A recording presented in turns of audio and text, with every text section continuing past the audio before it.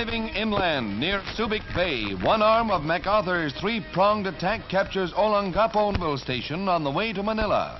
This same thrust, which later joined with the forces pouring south from Lingayen Bay, also takes an airfield, which prior to the approach of the ground forces had been heavily strafed by our bombers. Many Jap planes have been caught on the ground and will never fly again. The fleeing enemy used bombs to mine the field, but the Dragon's teeth are pulled, and entrenched Japs ahead are pounded by our heavy howitzers.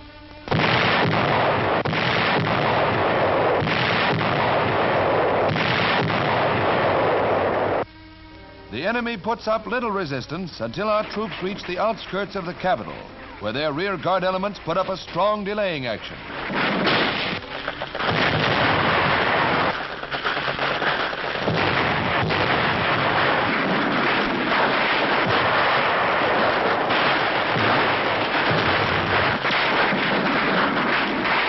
The third spearhead closing the trap on the Manila Japs is led by Lieutenant General Robert Eichelberger. The American forces, whose strength has been increased by bands of patriotic Filipino guerrillas, moves on Manila with all the irresistible force of a tidal wave. Luzon's native tribesmen, the Negritos, add their forces to the liberation of their homeland.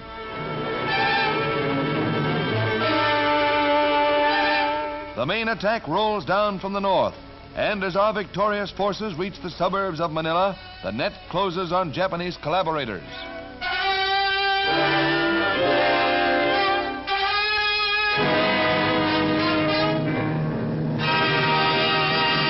These are official Signal Corps pictures. There's a little extra welcome in this particular town. Seems our guns and bombs clean missed the local brewery.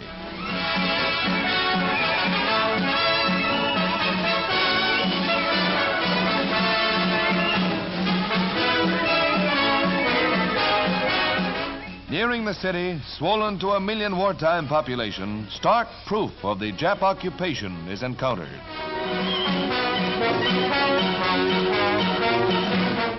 And as Manila Station is reached, evidence of Jap demolition is met. Knowing they couldn't hold the capital, they destroyed all they could with gasoline and dynamite. Loyal guerrillas point out Jap snipers.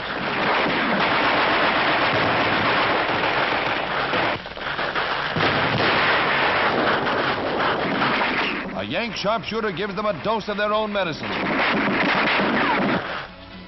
3 years of relentless effort is rewarded. 5-star General Douglas MacArthur sets his people free. Here in Bilibid prison, 1,100 people suffered all the vicious brutality of a remorseless enemy.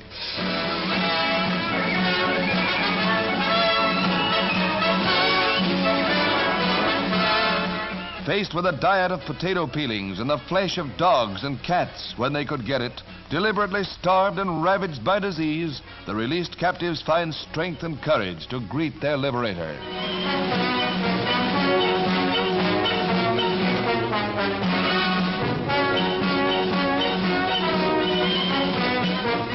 Toughest of the barriers encountered by our forces was the Pasig River. An armored Jap boat is sunk.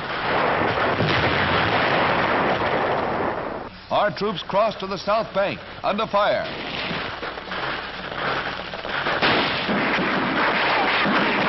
The wounded are rushed to hospitals.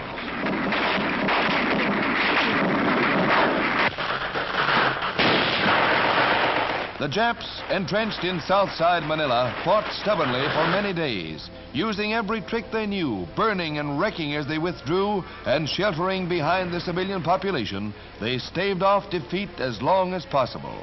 Manila is a shambles, and the natives are driven from their homes by the savage battle. For years they had to bow to their hated invaders, salute them, obey their curfew, and display their flag. But now, with a little more effort, they will be free of the yoke.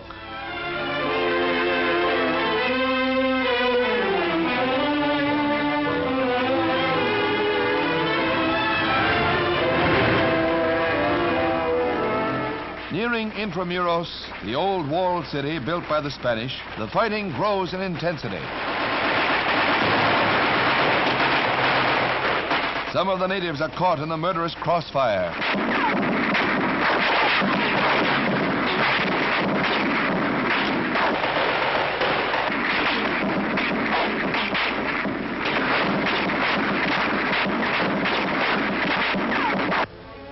Japs blew up water mains and pumping stations, and Manila's fire equipment was completely useless. In North Manila alone, one whole section of 20 blocks was fire swept.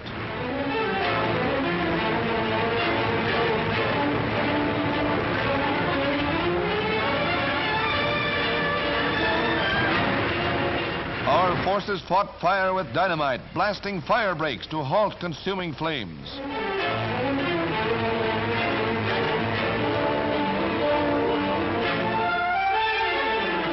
Through the gutted city, the battle continues. There's only one way to stop the destruction: drive the Jap out completely.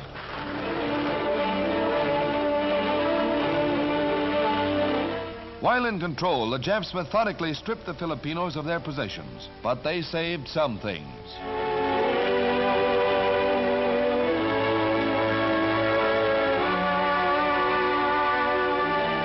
As the Yanks advanced, the citizens returned to their former neighborhoods.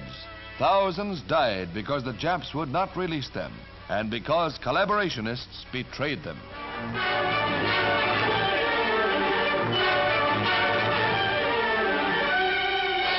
Agents of the enemy who helped open the doors to the Jap invaders. Many Filipinos gave their lives as part of the price of victory.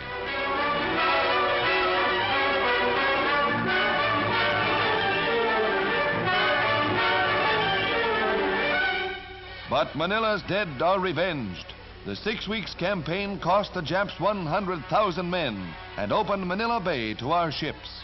The enemy's lifeline through the China Sea is at the mercy of our planes and battle wagons. The recapture of Manila sets the stage for the big show, the drive on the Japanese homeland. And Manila itself will arise again from its ashes.